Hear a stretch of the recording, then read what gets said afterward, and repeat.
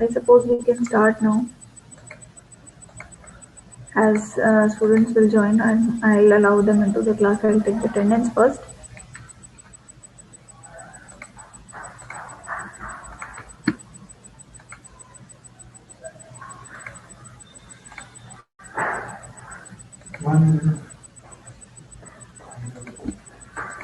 Okay, so yesterday we had started with a particular program, and we had tried to create a different class named employee, and we had also created two objects of that class. So I'll continue with that program only. And as far as the slide goes, we were on this particular slide yesterday when we had to stop the class. So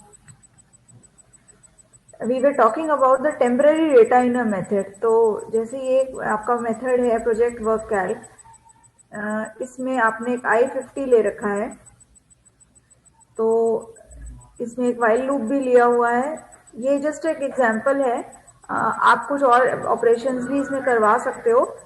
simply मैंने क्या करने की कोशिश करी है कि I variable की जो वैल्यू है उस पर आपका एक वाइल लूप चल रहा है, और प्रोजेक्ट वर्क कैल्क मेथड के अंदर एक दूसरा मेथड है वर्क, उसको आपने सपोज कॉल किया हुआ है. आप जब ये जितनी बार भी ये लूप चलेगा आपका ये मेथड कॉल होगा, और एक स्टेज ऐसी आएगी जब आपके आई की वैल्यू 0 हो जाएगी. उस मोमेंट पे आपका ये मेथड काम करना बंद कर देगा. राइट. तो जो पॉइंट जो एम्फसाइज करने वाली बात है वो ये है कि जैसे ही आपका ये मेथड क्लोज हो जाएगा, उसकी एग्जीक्यूशन बंद हो जाएगी, the value of this variable I will be lost, and after the body of the method आप इस आई की वैल्यू को कहीं भी डिटेक्ट नहीं कर पाओगे. ना इस पर कोई प्रोसेसिंग हो पाएगी, ना एक्सेस हो पाएगी आई की वैल्यू. तो आप अगर चाहते हो कि ऐसा कोई टेम्पररी डेटा आप प्रोग्राम में लेना चाहते हो तो आप उसको मेथड के अंदर डिफाइन कर सकते हैं. लेकिन अगर एक कोई ऐसा वेरिएबल है जिसको आप through out the life time of the object उसको यूज करना चाहते हो, तो आप उसको मेथड के अंदर डिफाइन नहीं करोगे. उस केस में आप ऐसे डेटा को क्लास के अंदर डिफाइन करोगे. तो जैसे हमने एग्जांपल लिया था, उसमें हमने क्लास ली थी employee, and we had taken some instance variables of the class. For example name लिया था हमने, एज लिया था, सैलरी ली थी. तो हम नहीं चाहते कि इन वेरिएबल्स की वैल्यू को इनको हम लूज नहीं करना चाह रहे, इनको हम परमानेंटली सेफ रखना चाहते हैं. तो जो भी वेरिएबल आपको ऐसा लग रहा है कि आपको उसके लिए मेमोरी को ब्लॉक नहीं करवाना है, आप उसको मेथड के अंदर डिफाइन कर सकते हो. और जो वेरिएबल्स आपको लगता है कि सारे पूरे लाइफ टाइम पे होने चाहिए, अवेलेबल, विजिबल होने चाहिए, तो आप उसको मेथड के अंदर डिफाइन करने की गलती नहीं करेंगे. आप उसको क्लास के अंदर इंस्टेंस वेरिएबल के फॉर्म में डिक्लेयर करोगे, ताकि जब तक वो ऑब्जेक्ट एग्जिस्टेंस में रहे, मेमोरी में रहे, आपके वो वेरिएबल्स की वैल्यू भी सेफ और सिक्योर रहे. Now, coming to the concept of constructors, classes always contain constructors. तो आप लिखो या ना लिखो, कंस्ट्रक्टर हमेशा हर क्लास के साथ एसोसिएटेड होते हैं. कंस्ट्रक्टर क्या करता है? एक ऐसा पीस ऑफ कोड है जिससे आप उस क्लास के नए ऑब्जेक्ट्स क्रिएट कर सकते हो. अब क्रिएट करने का मतलब दो चीज होती है. एक, आप उसके लिए सिस्टम से मेमोरी मांग रहे हो. दूसरा, उसके जितने भी इंस्टेंस वेरिएबल्स हैं उनको आप एक इनिशियल वैल्यू प्रोवाइड कर रहे हो. जैसे कल हमने क्या करके देखा था, हमने एक ऑब्जेक्ट बनाया था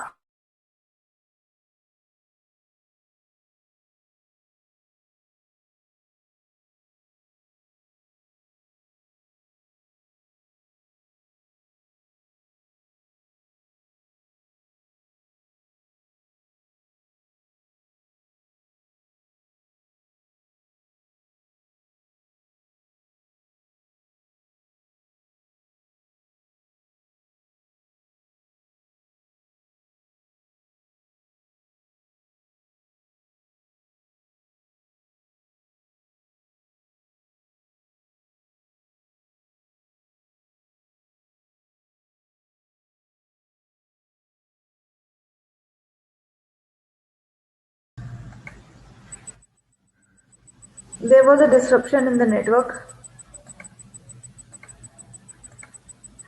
ओके सो वो कैसे पॉसिबल हो पाया, क्योंकि आपकी उस एम्प्लॉय क्लास में एक कंस्ट्रक्टर डिफॉल्ट पे चल रहा था। हालांकि हमने कोई कंस्ट्रक्टर लिखा नहीं था, डिफाइन नहीं किया था, बट स्टिल जो ऑटोमेटिक मैकेनिज्म से जितने भी इंस्टांस वेरिएबल हैं उनको डिफॉल्ट वैल्यू दे दी जाती है, राइट। सो क्लासेस के पास हमेशा कंस्ट्रक्टर प्रेजेंट होते हैं। So even if you don't write a constructor, Java defines one for you, लेकिन बिहाइंड द सीन्स, मतलब आपको दिखेगा नहीं, बट बैकग्राउंड में अगर आपने नहीं लिखा है, दिस आई एम टॉकिंग, अगर आपने एज अ यूजर कंस्ट्रक्टर नहीं लिखी है क्लास के अंदर, तो जावा पिक्चर में आता है और अपने आप इंस्टांस वेरिएबल को इनिशियल वैल्यू देता है। लेकिन अगर आपने कंस्ट्रक्टर, यूजर डिफाइंड कंस्ट्रक्टर है वहां पे मौजूद, तो उस केस में आपका डिफॉल्ट वैल्यूज नहीं इनिशियलाइज होती, जो भी आपने कंस्ट्रक्टर में को इंस्ट्रक्शन दी हैं वो एग्जीक्यूट हो जाती हैं। So as a user you can write your own constructors. For example, ये आपने क्लास एम्प्लॉय लिया, स्ट्रिंग नेम इंटेज, आपने एम्प्लॉय लिखना है। So the name of the class should match with the name of the constructor, ये हम पहले भी पढ़ चुके हैं। और आपने क्या लिखा, आपने दो पैरामीटर्स दिए इस मेथड में, स्ट्रिंग एन और इंट ए, राइट। अब ध्यान देने वाली बात ये है कि हमने ये मेथड जो है ये एक स्पेशल मेथड है और हमने इसमें दो पैरामीटर्स लिए हैं, एक हमने n लिया है, एक हमने a वेरिएबल लिया है। ये दोनों वेरिएबल्स लोकल तरीके से काम करेंगे, they will behave like local variables. इसका मतलब जैसे ये कंस्ट्रक्टर की बॉडी चल जाएगी, एग्जीक्यूट हो जाएगी, एग्जीक्यूशन में कितने कमांड्स हैं इस कंस्ट्रक्टर के अंदर, कितनी लाइंस लिखी हुई हैं? 2 लाइन। कितनी? 2 लाइन। 2 लाइन्स। तो 2 लाइन्स आर देयर। जब ये लाइन्स एग्जीक्यूट हो जाएंगी, उसके बाद n और a ये दोनों वेरिएबल्स की वैल्यू आपका प्रोग्राम लूज कर जाएगा। क्यों? क्योंकि मेथड क्लोज हो गया है। तो अभी जो हमने पिछली स्लाइड में डिस्कस किया था, तो ये n और a एक तरीके से एम्प्लॉय कंस्ट्रक्टर का टेम्पररी डेटा है। लेकिन हम क्यों यूज कर रहे हैं इसको? क्योंकि हमें नेम और एज, ये जो दो इंस्टांस वेरिएबल है हमारे एम्प्लॉय क्लास के, इनको इनिशियल वैल्यूज प्रोवाइड करवानी है। तो वो ये चीज पॉसिबल हो सके, इसलिए हमने यहाँ पे we have taken 2 local variables n and a। तो ये पार्ट जो आपकी क्लास में लिखा गया है, ये आपका यूजर डिफाइंड कंस्ट्रक्टर है। This is not the default constructor which Java run time mechanism uses. ये आपने एज अ प्रोग्रामर टाइप किया है क्लास के अंदर, और इसके थ्रू आप क्या करने की कोशिश कर रहे हो, क्लास के इंस्टांस वेरिएबल्स जो आपके, there are 2 instance variables in this class, name and age, you are trying to give some initial values to both these variables। लेकिन ऐसा जरूरी नहीं कि जो आपने कंस्ट्रक्टर में दिया वही प्रोग्राम के आखिरी तक चलता रहेगा। आप बीच में अपनी रिक्वायरमेंट के हिसाब से इन वैल्यूज को मॉडिफाई या चेंज करवा सकते हो आप। So this is the basic diagram of a program structure. ये आप देख सकते हो, एक फाइल बनाई है, ये जो रेड कलर से ये इरेग्युलर सा शेप है, this is a file in Java. और क्या बोल रहा है, एक प्रोग्राम में आपकी बहुत सारी फाइल्स हो सकती हैं। तो ये एक फाइल को उसने आपकी इन डेप्थ बना के दिखाया है। इसी तरह से और भी फाइल्स आपके प्रोग्राम में हो सकती हैं। क्या बोल रहा है वो, अ प्रोग्राम कंसिस्ट ऑफ 1 और मोर क्लासेस। तो फाइल के अंदर आपने क्लास बनाई है, तो ये दिखा रहा है क्लास में कुछ वेरिएबल्स हैं, इंस्टांस वेरिएबल है, ठीक है। कंस्ट्रक्टर क्या करते हैं, कंस्ट्रक्टर के अंदर क्या कनेक्टेड दिखाया हुआ है, वेरिएबल। तो कंस्ट्रक्टर्स जो हैं वो आप, उनका काम क्या होता है, आपके इंस्टांस वेरिएबल्स को वैल्यूज देना। Constructors are written just to initialise the values of the variables. Methods, अब क्लास में इंस्टांस वेरिएबल्स होते हैं, मेथड्स होते हैं और कंस्ट्रक्टर्स होते हैं। कंस्ट्रक्टर्स अभी हमने डिस्कस कर लिया, इनका काम होता है इंस्टांस वेरिएबल्स को इनिशियल वैल्यू देना। मेथड्स का काम क्या होता है, आपके इंस्टांस वेरिएबल पे कोई भी लॉजिक के हिसाब से, कोई फॉर्मूले के हिसाब से कोई यूजर की रिक्वायरमेंट के हिसाब से आप कैलकुलेशंस करवाना चाह रहे हो। So methods basically are meant to process the data. आपके पास डेटा क्या किसके फॉर्म में है, इंस्टेंस वेरिएबल्स के फॉर्म में है। तो आप कंस्ट्रक्टर में क्या कर रहे हो, कंस्ट्रक्टर में आप कोई ऑपरेशन परफॉर्म नहीं कर रहे। कंस्ट्रक्टर में आप सिंपली जैसे मंदिर में प्रसाद बांटते हैं ना, इसको दिया, दूसरे को दिया, तीसरे को दिया, तो यही काम कंस्ट्रक्टर का है। कंस्ट्रक्टर क्या करेगा, अगर आपने लिखा है कंस्ट्रक्टर प्रोग्राम में, तो आपने जो भी इंस्ट्रक्शंस दी हैं, तो सारे इंस्टेंस वेरिएबल्स को कोई इनिशियल वैल्यू दे दी जाएगी। अगर आपने नहीं लिखा कंस्ट्रक्टर, तो सारी डिफॉल्ट वैल्यूज हो जाएंगी 0, 0.0, अगर स्ट्रिंग है तो नल वैल्यू चली जाएगी। मेथड्स क्या करते हैं, मेथड्स इनिशियल वैल्यू देने के लिए नहीं यूज किए जाते। मेथड्स का काम होता है आपकी क्लास के इंस्टेंस वेरिएबल्स पे ऑपरेशन परफॉर्म करना, depending on what the user wants to perform, right. तो ये एक जो रेड मैरून कलर का एक डायग्राम है, ये आपका एक फाइल है जिसके अंदर आपने क्लास बनाई है। इसी तरह से आपके प्रोग्राम में और भी फाइल्स हो सकती हैं। हर एक क्लास को एक सेपरेट डॉट जावा फाइल में रखा जाता है, राइट। तो अभी हमने कल कंपाइलर में लिखा था, टाइप किया था प्रोग्राम, तो हमने क्या किया था, एक ही प्रोग्राम के अंदर हमने कितनी क्लासेस ली थी, how many classes we had taken yesterday in one single program? Ma'am 2। एक आपका एम्प्लॉय क्लास थी और एक आपकी वो क्लास थी मेन क्लास, जहां पे आपका मेन मेथड था और जहां पे आपने उस एम्प्लॉय क्लास के 2-3 ऑब्जेक्ट्स बना के उनको रन कराने की कोशिश करी थी।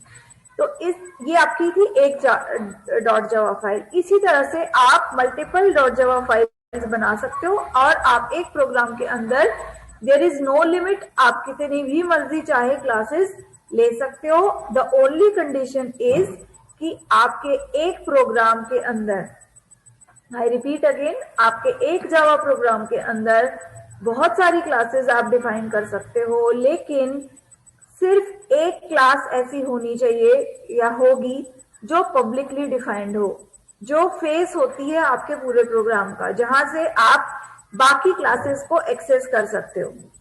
एक रास्ता होना चाहिए, एक जरिया होना चाहिए, एक पब्लिक क्लास आपके प्रोग्राम में होनी चाहिए जिसके थ्रू आप उस प्रोग्राम की बाकी क्लासेस को यूज या एक्सेस कर सको। और अगर आप कोई ऐसी क्लास नहीं लेते जो पब्लिक है, तो वो वाला जो आपका प्रोग्राम बनेगा वो एक तरीके से एक्सटर्नल वर्ल्ड से बिल्कुल कट ऑफ होगा। कट ऑफ का मतलब कि मैंने सपोज किसी इंसान को एक ऐसी चार दीवारी में बंद कर दिया, ना ही खिड़की है ना ही दरवाजा है, एक छोटा सा दरवाजे की जगह थी जहां से मैंने उसको बंद कर दिया, और फिर जो दरवाजे वाला जो खाली जगह थी उसको मैंने उसमें दीवार से उसको सारा चुनवा दिया।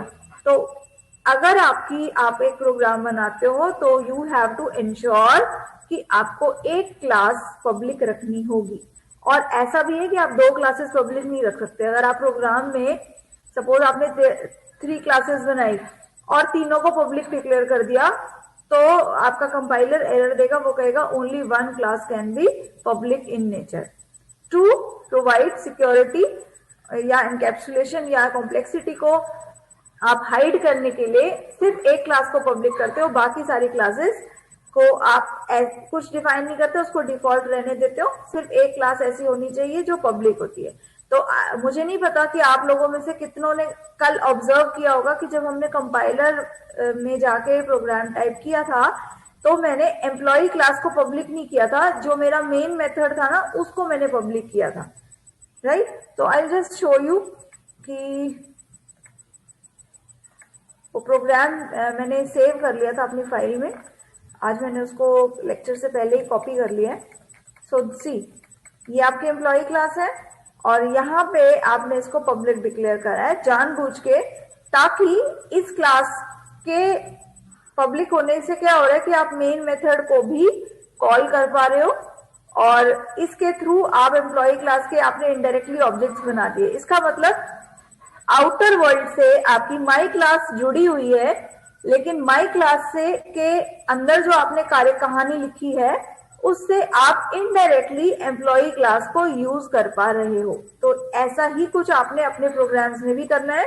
आप 100-50 जितनी भी फाइलें बनाना क्लासेस बनाना चाहते हो आप एक फाइल में बना सकते हो, लेकिन एक फाइल ऐसी रखना है आपको जो पब्लिक नेचर की हो ताकि आउटर एक्सटर्नल यूजर उसको यूज कर सके। I hope I am clear.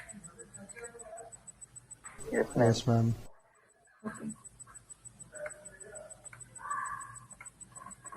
So we are done with this slide and moving on to the next slide. ये आप देख सकते हो कंस्ट्रक्टर में वेरिएबल्स है, स्टेटमेंट्स है, मेथड में आप वेरिएबल और स्टेटमेंट्स पे लिखोगे और काम करोगे। So a complete program can be like this. तो ये मैंने क्या किया है, ये मैंने क्लास एंड कर दी है और फिर मैंने अपना मेन मेथड चलाया है।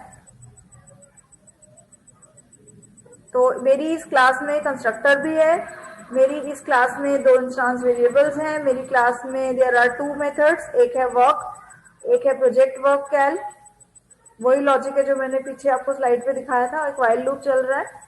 और रोहन नाम से ये एम्प्लॉई है, इसका नाम मैंने रोहन करा है और एज इसकी है 37। कैसे पता चल रहा है, मैंने यहाँ कंस्ट्रक्टर को यूज करने की कोशिश करी है। तो ये जो आर ऑब्जेक्ट बना है, न्यू से मेमोरी एलोकेशन हो गई, एम्प्लॉय रोहन 37 एक तरीके से मैं कंस्ट्रक्टर कॉल कर रही हूँ।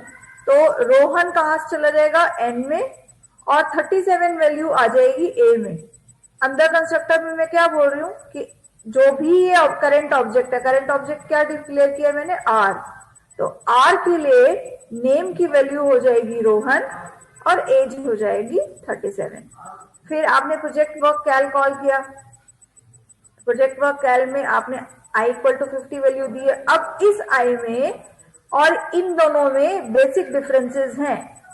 ये नेम और एज तब तक आर के लिए एग्जिस्ट करेंगे जब तक ये प्रोग्राम चल रहा है, लेकिन ये जो I50 है ये आपका, अगर आप यहाँ मेन में उसको प्रिंट कराने की कोशिश करोगे तो एरर आएगा। वो कहेगा ये आई कहाँ से आया है, क्योंकि ये ना तो आपके मेन में डिफाइंड वेरिएबल है आई, ना आपके क्लास के अंदर इंस्टांस वेरिएबल में डिफाइंड है आई। ये आई कहाँ डिफाइंड है, एक मेथड के अंदर जाके। तो ये आई लोकल वेरिएबल का काम कर रहा है। जैसे ही ये प्रोजेक्ट वर्क कैल नाम से जो मेथड है ये क्लोज हो जाएगा तो आपका ये आई की वैल्यू भी लूज हो जाएगी। आई वेरिएबल को आपका प्रोग्राम आइडेंटिफाई फिर नहीं कर पाएगा। क्लियर? Yes, ma'am. ओके। सो ये आपके 2 तरीके के वेरिएबल्स हैं जो आप क्लास में डिफाइन कर सकते हो। इंस्टांस वेरिएबल्स, जैसे हमने अभी नेम लिया, एज लिया, सैलरी ली, ये आपके इंस्टांस वेरिएबल्स होते हैं। And we also have something known as static variables.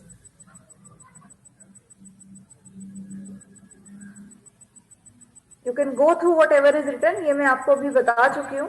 तो हर ऑब्जेक्ट के पास अपने अलग इंस्टांस वेरिएबल्स की वैल्यूज होती हैं और एक ऑब्जेक्ट की वैल्यू का दूसरे ऑब्जेक्ट की वैल्यू से कोई मतलब या कोई रिलेशनशिप नहीं है। अगर आप किसी इंस्टांस वेरिएबल को इनिशियल वैल्यू नहीं देते हो, यानी आपने कोई कंस्ट्रक्टर नहीं लिखा है, तब भी सिस्टम उसके डेटा टाइप के हिसाब से उसको कोई भी डिफॉल्ट वैल्यू दे देता है। Let me show you that with the help of the compiler. ये देख रहे हो आप, हमने 2 एम्प्लॉइज बनाए थे, S2 एंड S3। ये सबको दिख रहा है?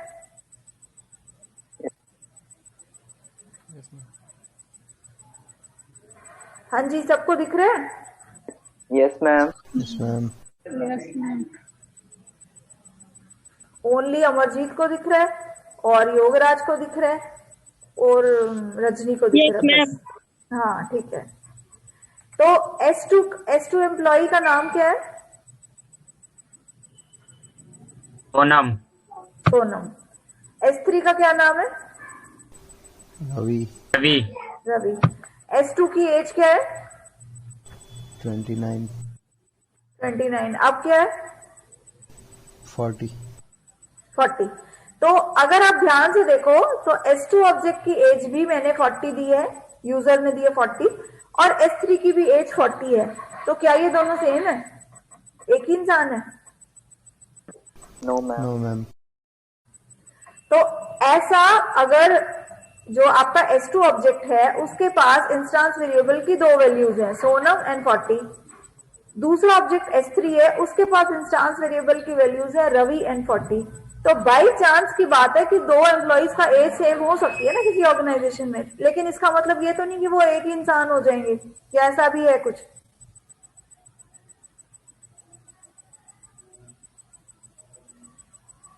क्लास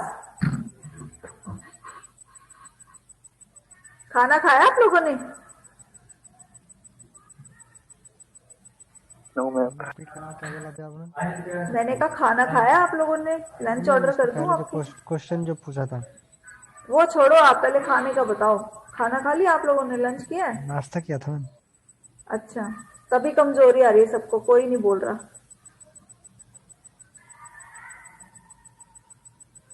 रोज नहीं, कितने वो लंच बजे? का टाइम हो रहा है। मैं ये बोला कि दो एम्प्लॉइज हैं, एक सोनम है एक रवि है, और दोनों की एज 40 है, तो क्या ऐसा हो सकता है कि एक ऑर्गेनाइजेशन में दो लोगों की एज सेम हो जाए, दो एम्प्लॉइज की एज सेम हो जाए? या मैम हो सकता है। अगर उनकी एज सेम है तो क्या वो एक ही इंसान बन जाएंगे? नहीं नहीं मैम। मैम। No ma'am. नहीं। और अगर ऐसा भी हो सकता है कि दो एम्प्लॉइज हो जिनका नाम सोनम हो, हाँ मैम। तो अगर मैं यहाँ पे सपोज सोनम कर दूं, तो क्या S2 और S3 एक ही इंसान बन जाएंगे? नहीं मैम। नहीं मैम। नहीं।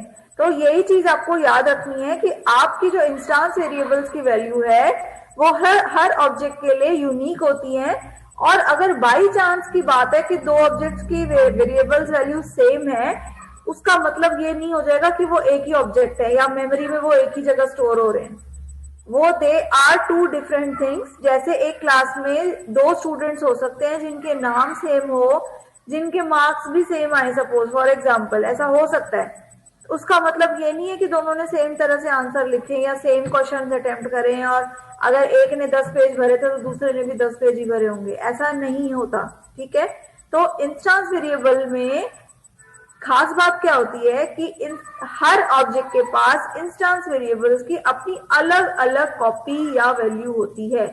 आपके क्लास के ऑब्जेक्ट्स मेमोरी में अलग अलग लोकेशंस पे स्टोर होते हैं, तो एक ऑब्जेक्ट का दूसरे ऑब्जेक्ट से कोई कनेक्शन नहीं है, या एक ऑब्जेक्ट को नहीं पता होता कि दूसरे ऑब्जेक्ट में क्या वैल्यू स्टोर्ड है। समझ आ रही है आपको मेरी बात? Yes ma'am. Yes ma'am. इस पॉइंट पे स्टूडेंट्स जनरली बहुत ही ज्यादा कंफ्यूज होते हैं, उन्हें लगता है कि अच्छा वेरिएबल्स की सेम है वैल्यू, इसका मतलब दोनों सेम है। They are not the same thing, they are two different, इनकी अपनी अलग यूनिक आइडेंटिटीज हैं दोनों ऑब्जेक्ट्स की। ये S2 अलग कहानी अलग ट्रैक पे चल रहे हैं, S3 अलग है। ऐसा हो सकता है कि प्रोग्रामर दोनों में सेम वैल्यूज दे, लेकिन कंप्यूटर मेमोरी के लिए ये दो अलग अलग डिफरेंट चीजें हैं। मैं बार बार इस पॉइंट पे क्यों स्ट्रेस दे रही हूँ, क्योंकि जब हम इंस्टांस वेरिएबल्स की बात कर रहे हैं, जब हम स्टैटिक वेरिएबल पे आएंगे ना, वहां पे कंसेप्ट थोड़ा डिफरेंट है। वहां पे वेरिएबल्स की वैल्यू शेयर होती है। शेयर का मतलब अगर एक ऑब्जेक्ट के पास वैल्यू 50 है तो दूसरे के पास भी 50 होगी। तो इंस्टांस और स्टैटिक वेरिएबल्स में यही बेसिक डिफरेंस है जो इन दोनों को अलग अलग करते हैं, या कैसे इनको यूज किया जाता है वो अलग है। So I hope static instance variables are clear. Now coming to the static variable में, इसमें है नहीं स्लाइड पे, मैं आपको कंपाइलर पे ही दिखाती हूँ कैसे उसको यूज किया जाता है। सपोज आपने एक स्टैटिक वेरिएबल लिया क्लास में, कैसे लिखेंगे हम उसको?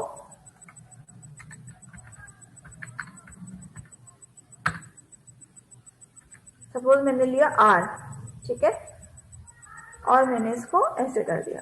अब अगर आप ध्यान से देखो तो मैंने कैसे इंस्टांस वेरिएबल लिखे, S2 dot name, S2 dot age, S2 dot display. ठीक है, अब अगर मैं S2 डॉट R इंटीजर है, सपोज मैं इसको वैल्यू देती हूँ 70। अब आप देखो इसमें होगा क्या। I have not printed the value.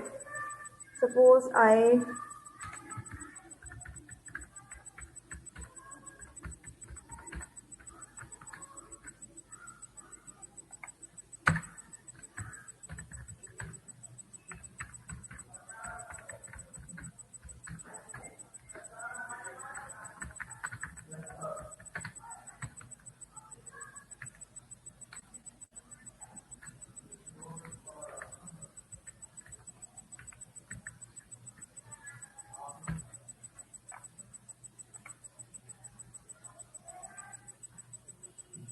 So compiler is very good.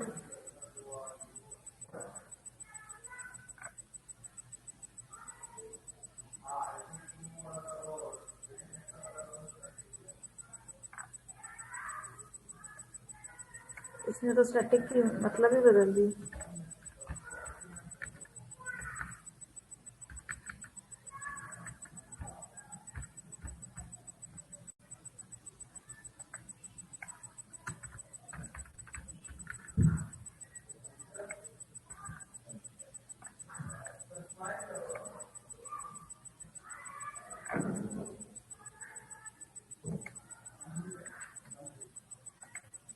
Static variables are part और property of the class.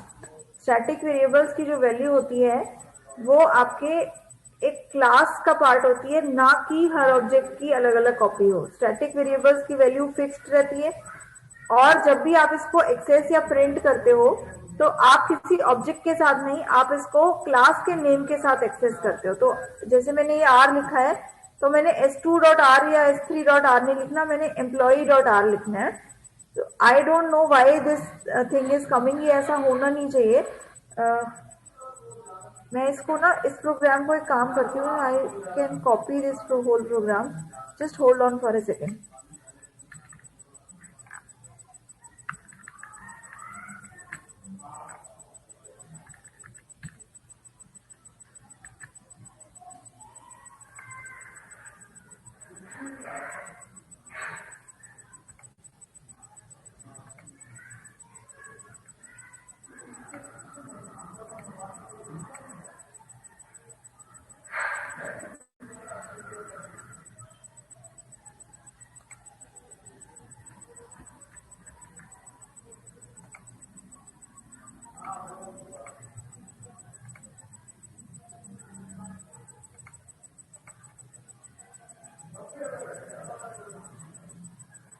Please have some patience. I am trying to run this program in the Java console.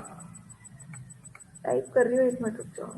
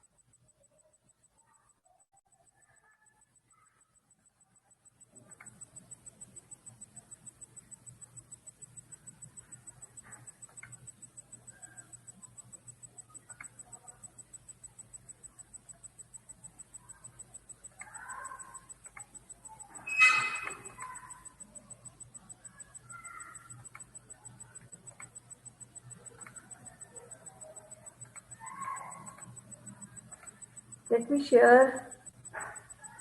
वही कर रही हूँ वही कर रही हूँ. Just hold on, let me share the screen.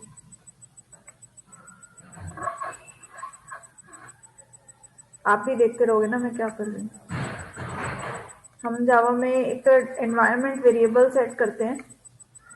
So before going to that particular thing, ये आपका जावा है. Everybody is able to see what I am trying to do. Yes, ma'am. तो आपने जो भी ये पाथ है इसको कॉपी करना है.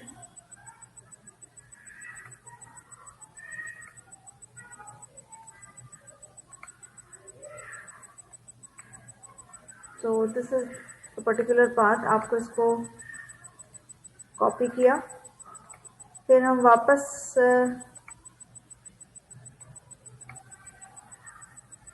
अपने माई कंप्यूटर पे आते हैं। इसमें आपके एनवायरनमेंट वेरिएबल्स हैं और आपको इसमें पाथ सेट करना होता है। तो पाथ सेट करने से पहले हमें चेक करना होता है कि आपके पाथ में एग्जिस्टिंग सेटिंग क्या है। सो ये मेरे पाथ में है, इसमें आपका जावा लोड नहीं है। तो what I will try to do, I will just move to the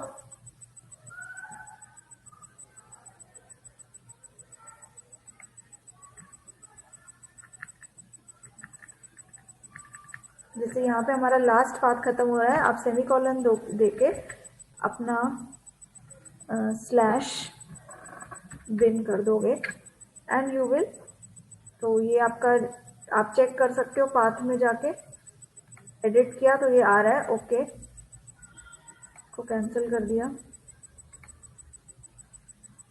अब ये पाथ सेट हम क्यों करते हैं, ताकि हम किसी भी फोल्डर से जाके अपने प्रोग्राम को रन कर सकें। सो आई विल जस्ट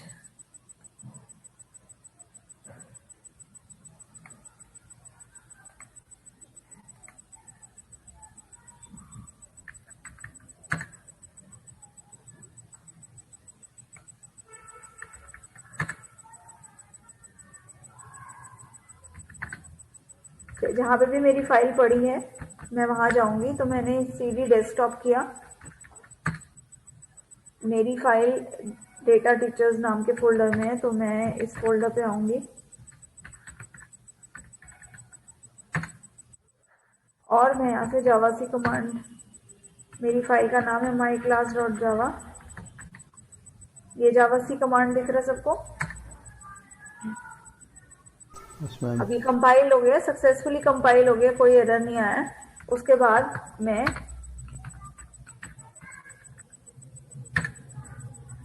तो ये आपका वही प्रोग्राम है, मैं वो प्रोग्राम ओपन करके दिखा देती हूँ। ये आपका वो प्रोग्राम है, अलाइनमेंट का दिक्कत है इसमें क्योंकि वहां से कॉपी पेस्ट हुआ था। प्रोग्राम ये वही है। मैं इस फॉन्ट को थोड़ा मैक्सिमाइज कर देती हूँ ताकि आपको समझ आ जाए।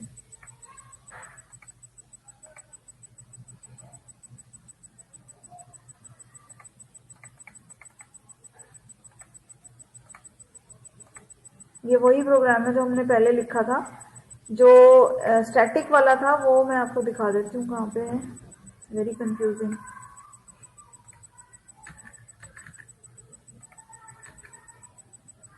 यहाँ पे हमने स्टैटिक इंट लिया था, मुझे सिर्फ यही चेक करके देखना है कि यहाँ पे ऐसे चल रहा है कि नहीं। हमने क्या किया था, s2.r करने की कोशिश करी थी और इधर भी मैं s2 करूँगी। I will save this file and we'll go back again to the compiler, to the command prompt.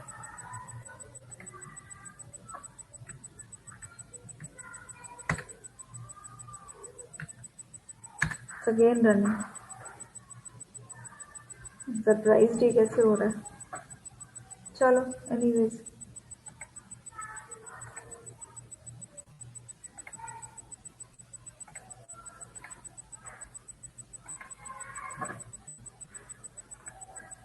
तो हम स्टैटिक वेरिएबल्स में क्या करते हैं, स्टैटिक वेरिएबल की जो कॉपी होती है वो फिक्स्ड होती है and it is the property of the class. आपके हर ऑब्जेक्ट स्टैटिक वेरिएबल की एक ही कॉपी को शेयर करता है। तो S2 हो या S3 हो, आपके सारे ऑब्जेक्ट्स जो उस क्लास के होंगे उनके पास स्टैटिक वेरिएबल की सेम कॉपी होगी, लेकिन इंस्टांस वेरिएबल की सबके पास अपनी अलग अलग एक कॉपी होगी और यूजर अपने रिक्वायरमेंट के हिसाब से किसी एक पर्टिकुलर ऑब्जेक्ट की इंस्टांस वेरिएबल को चेंज भी कर सकता है। लेकिन अगर वो एक स्टैटिक वेरिएबल को चेंज करता है तो उसका इफेक्ट उस क्लास के सभी ऑब्जेक्ट पे पड़ेगा। क्यों? क्योंकि वो वैल्यू शेयर हो रही है between the different objects of the class. Clear? Yes, ma'am.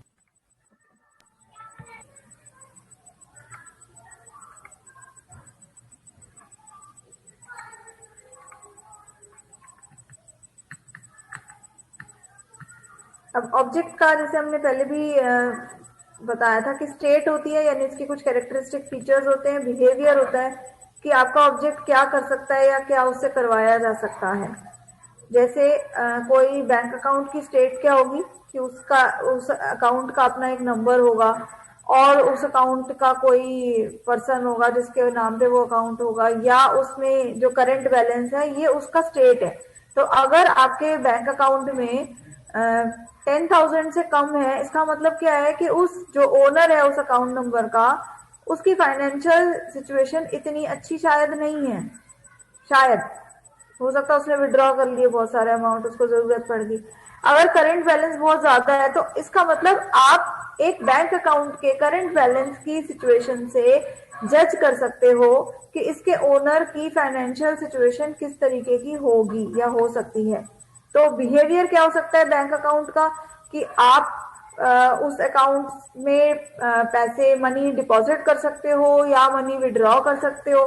तो बिहेवियर का मतलब क्या है, आप प्रोसेसिंग कर रहे हो, कोई ऑपरेशन परफॉर्म कर रहे हो, या तो आप पैसे निकाल रहे हो अकाउंट से या अकाउंट में पैसे ऐड ऑन कर रहे हो, डिपॉजिट करवा रहे हो।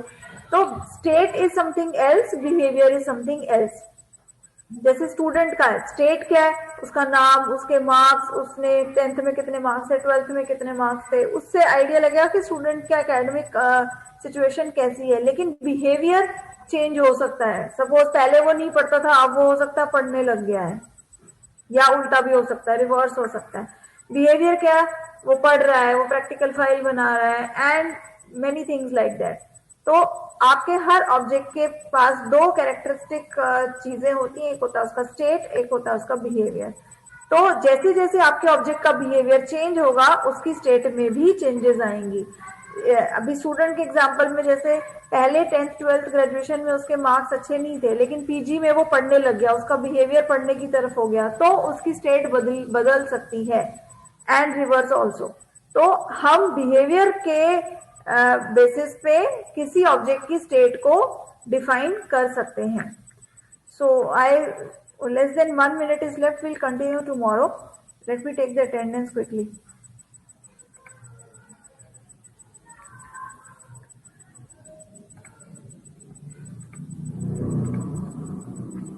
Okay ji, thank you so much. And from Monday onwards, what we'll try to do, we'll simultaneously start with unit 4 also. तो मैंने कंसोल पे इसीलिए आज आपको रन करके दिखाया है कि जब हम एप्लेट के प्रोग्राम बनाएंगे तो हम इसी पे बनाएंगे। कंपाइलर में आपकी ग्राफिकल चीजें नहीं चल सकती हैं, तो इस पे हम यूनिट 4 भी साइमल्टेनियसली करेंगे। That will do from Monday onwards, right? Okay ma'am. Okay, बेटा, take care, will meet again tomorrow. Thank you. Thank you, ma'am.